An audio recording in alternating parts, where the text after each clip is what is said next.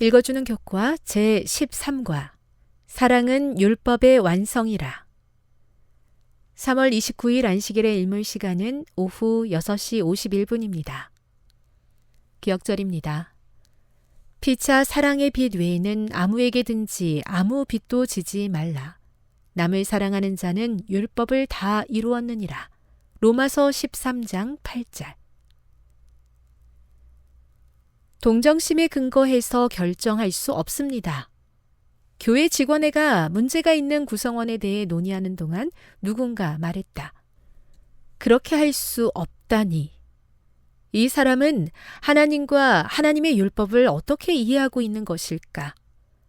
사랑은 우리가 사람을 대하는 자세의 중심이 되어야 하며 특히 잘못을 저지른 사람을 대할 때는 더욱 그렇다. 자비는 사랑의 핵심이며 이웃을 사랑하는 것은 율법을 완성하는 것이다.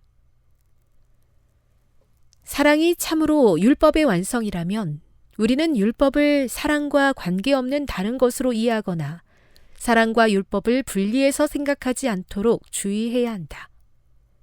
성경에서 사랑과 율법은 함께한다. 거룩한 율법의 제정자는 사랑이시기에 하나님의 법은 사랑의 법이다.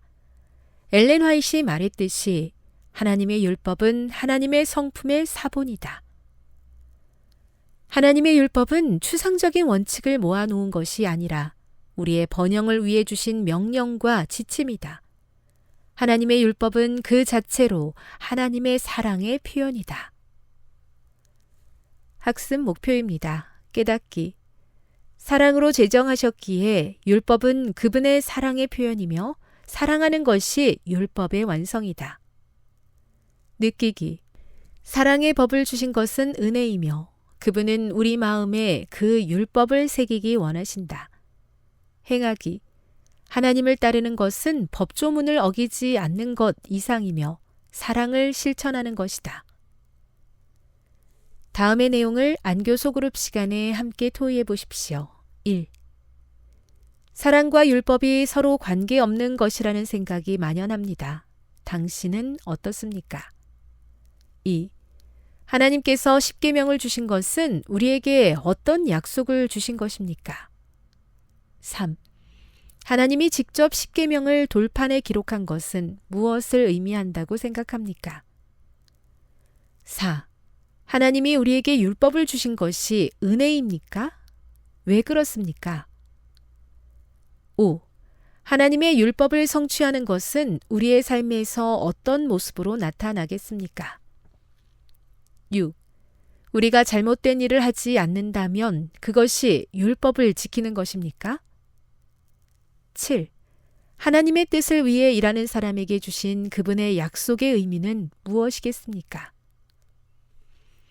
결론입니다.